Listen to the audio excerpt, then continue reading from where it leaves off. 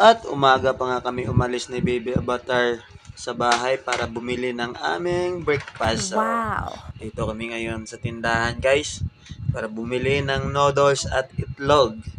Kasi low budget kami, tipid-tipid na lang muna, hahaluan lang namin ng malunggay yan para lalong mas masarap. Diba? Ayan nga si Bibi, halatang gutom na kasi excited na umuwi. So, uwi na kami para maluto.